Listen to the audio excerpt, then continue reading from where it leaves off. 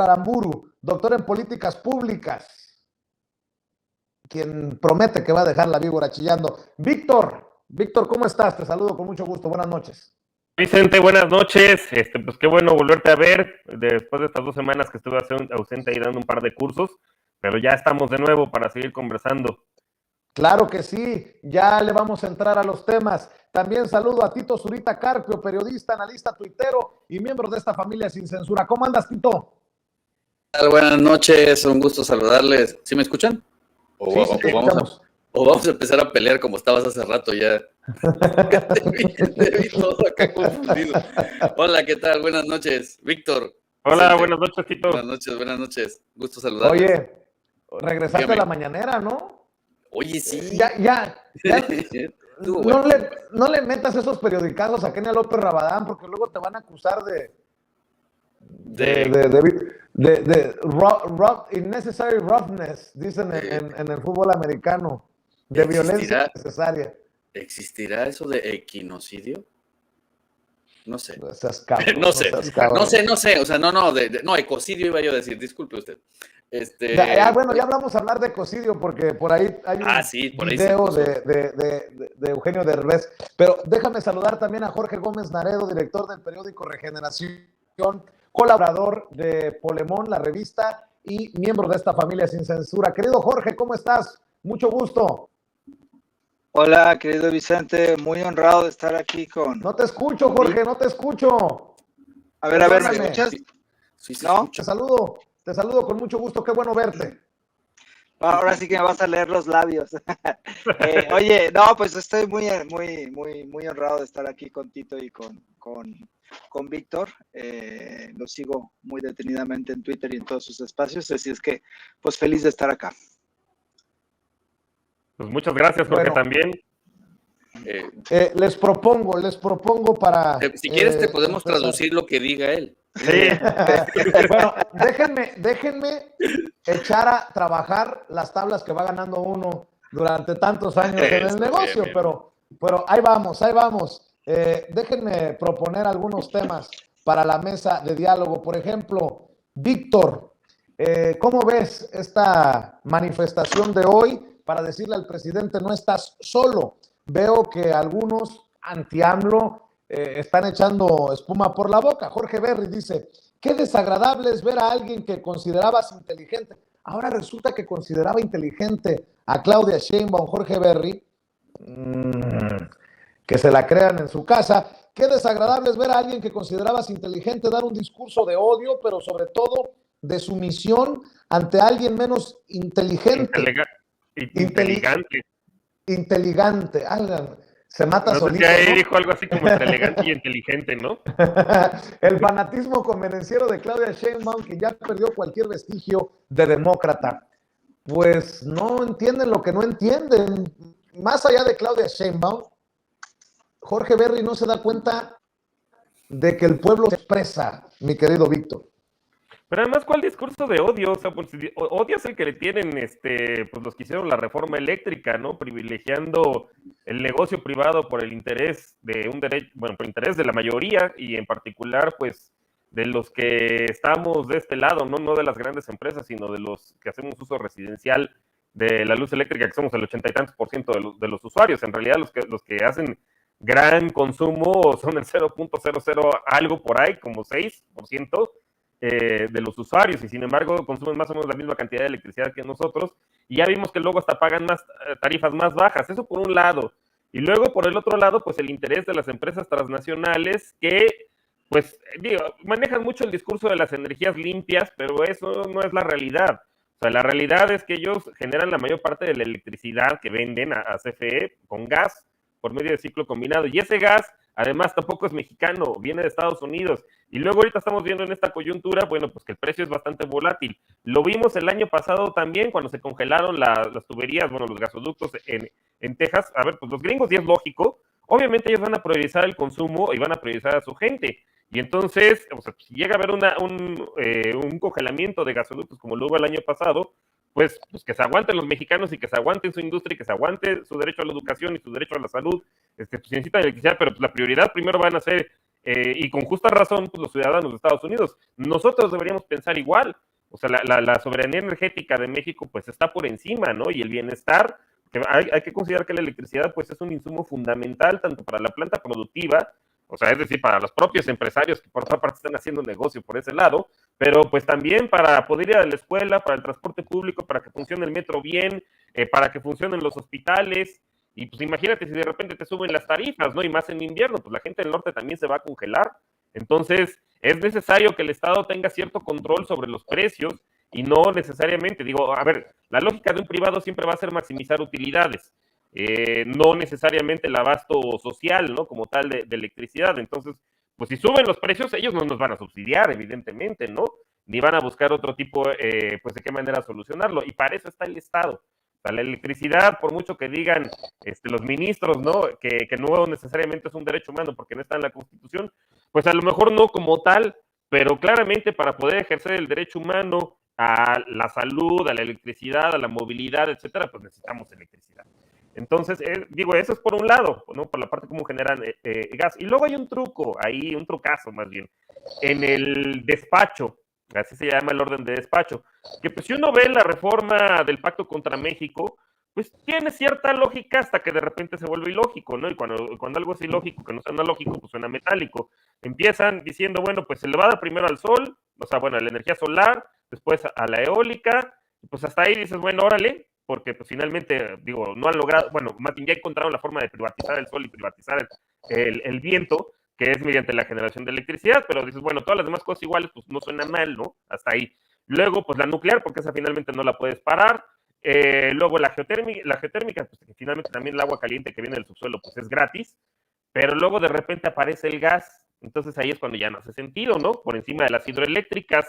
Y entonces, pues esto es porque como el sol pues es gratis, ¿no? El insumo y se paga por medio del costo marginal por el precio del insumo, pues no le vas a pagar cero, ¿no? Evidentemente, pues a los generadores de energía eólica, a los generadores de energía solar, pues porque no, simplemente no las pondrían.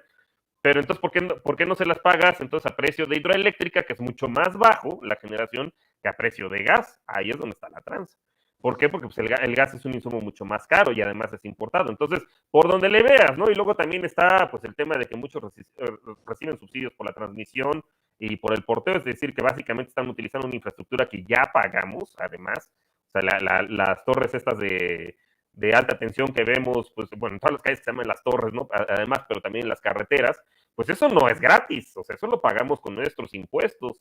Y pues digo, donde uno le busque a todas estas reformas, a la reforma del Pacto contra México, pues está llena de sangrías al erario, ¿no? Entonces, pues esta gente está enojada. Por eso digo, honestamente dudo mucho que Jorge Berry pues alcance a entender este tipo de cosas, pero pues finalmente el diablo está en los detalles, ¿no? Y cuando uno le empieza a rascar por varios lados, digo, ya ni entrar en la anterior conformación de la CRE, que pues evidentemente estaban todos los cuates ahí, ¿no? Y además con el lado. Pero bueno, pues esta gente está enojada, ¿no? Sobre cualquier cosa, pues van a protestar. Vaya que si están enojados. Estaba leyendo al traidor de Mario Di Constanzo que escribe: el día de hoy se ordenó a los trabajadores del gobierno de la Ciudad de México ir al evento de Claudia Sheinbaum y para el domingo les dieron 3 opciones: dar 1,500 pesos para alquilar autos y acarrear gente a las urnas, poner su auto con gasolina para acarrear gente, o 3, la rescisión de contrato. ¿Cómo ves, mi querido Tito Zurita Carpio? ¿Andan desatados o, como digo, anda la perra brava?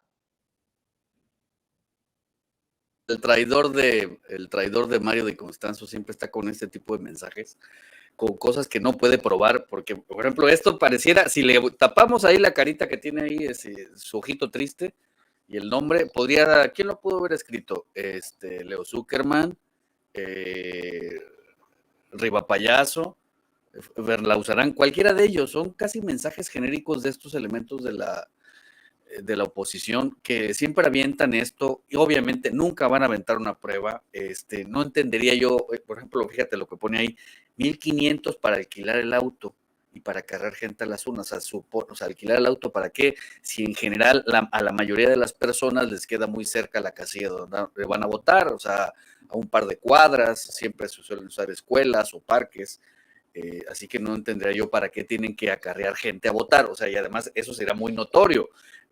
Yo creo que Mario Di Constanzo fácilmente con una cámara podría demostrarnos todo eso el domingo, pero pues yo creo que el señor pues ha de ser los que se levantan a las 12 del día, entonces ya se va a perder toda la acción. Lo que vemos son mensajes de odio. El de Jorge Berry, precisamente, me gustaría hacer una observación ahí.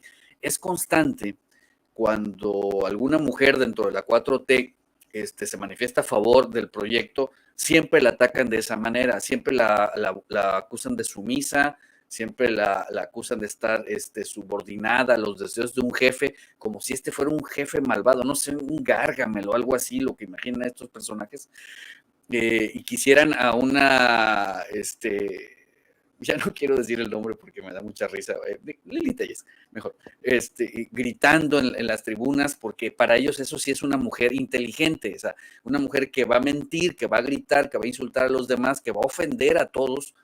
Para ellos es una mujer inteligente, no alguien que comparte la misma idea de un proyecto. O sea, es irracional lo que están haciendo estos personajes, porque, y además, si te das cuenta, es un ataque misógino hacia Claudia Sheinbaum, porque la colocan como si ella no tuviera capacidad, como si ella fuera alguien a la que puede manejar cualquier persona, y bueno, la trayectoria de ella la avala como para que un personaje como tan triste, como Jorge Berry, venga a acusarla de semejante tontería. Pero es lo que vamos a ver, este patrón, esta repetición siempre acusándola de eso. O sea, el feminismo se les olvida, acaba de pasar apenas el mes de la mujer y estos ya están con estos ataques de este tipo. Y va a ser reiterativo porque siempre lo vamos a encontrar, repito, o sea, una mujer valiosa es la que va a enfrentarse al dictador imaginario que tienen ellos y que va a usar grosería sobre todo y además va a tener siempre la cara enojada, que es lo que siempre utilizan, pero una mujer débil es la que está apoyando un proyecto de transformación. O sea, esa es parte de las maromas que se avientan siempre estos personajes, Vicente. Hablando de maromas y hablando de comentarios en Twitter, Sergio Sarmiento escribe: hoy, el secretario de Gobernación Adán Augusto López Hernández visitó hoy la Suprema Corte. No fue a ver los murales, sino a presionar a los ministros para que declaren la constitucionalidad de la ley de la industria eléctrica. Por todos lados, mi querido Jorge Gómez Naredo, ¿eh? Sí, no, bueno, ellos quieren hacer que este país, que este gobierno de Andrés Manuel López Obrador parezca una dictadura. Entonces le dan unos poderes a veces sobrenaturales donde operan en todos los espacios, los demás poderes a ¿cómo se llama? Andrés Manuel y a todo lo que él decide. Ese yo creo que es el gran elemento que ellos han intentado durante muchísimo tiempo establecer, que AMLO es un dictador, que AMLO opera, decide todo, que AMLO destruyendo cimientos de esa democracia que el neoliberalismo construyó con tanto ahínco, ¿no? Es el discurso, pero lo que vemos es contrario, ¿no? O sea, en principio es esta desinformación por parte de personajes como Sergio Sarmiento y muchísimos otros, pero por otro lado estamos viendo de forma más clara, más evidente y más grotesca personajes a esta derecha que prácticamente es intolerante. O sea, la cobertura que se hizo por marchita, porque fue en realidad una marcha, hubo muy poquitas personas de la derecha, pero que en realidad estuvo llena de panistas de la Ciudad de México y de otros grupos también políticos, pues lo que evidenciaron era una completa intolerancia. Le pregunta a la gente si quiere que permanezca o no el presidente. Completa intolerancia a que tenga voz el pueblo, a que se hagan elecciones, completa intolerancia hacia la democracia, completa intolerancia a todo, hacia la pluralidad de voces, ¿no? O sea, hubo un momento en donde un video que vi hace unos días, ¿no? De Hernán Gómez, donde un personaje del PAN, pues prácticamente lo agrede, pero que hacer un ejercicio de democracia es prácticamente entrar en una dictadura. Entonces es muy grotesca la forma en cómo se está evidenciando esta derecha y también es muy evidente esta decadencia que viven pues los voceros de esta derecha, como el propio Sergio Sarmiento que mencionas y como muchísimos otros, ¿no? Entonces, a mí me parece que nunca en país se había tenido una pluralidad de pensamiento. Había voces que discutieran esta hegemonía de pensamiento, y a mí me parece más sano que le puede pasar a este país, y además tampoco nunca se habían discutido los problemas públicos como se están discutiendo ahora. Esta cuestión, lo que dice ahorita que mencionas de Sergio Sarmiento, pues es como operaba el PRI, ¿no? El PRI mandaba y le ordenaba, ¿no? Ni siquiera mandaba a su secretario de gobernación, los expresidentes priistas y panistas, ordenaban prácticamente a los ministros, al presidente de la Suprema Corte. Eso ya no sucede. Cada vez los temas son muchísimo más públicos y hay muchísimo más debate. Y eso a mí me parece que indica que vivimos en una democracia sana, donde la opinión pública, donde la pluralidad de pensamiento es cada vez más clara, más grande, y que abona a que la gente esté también muchísimo más consciente de lo que está sucediendo en el país. Precisamente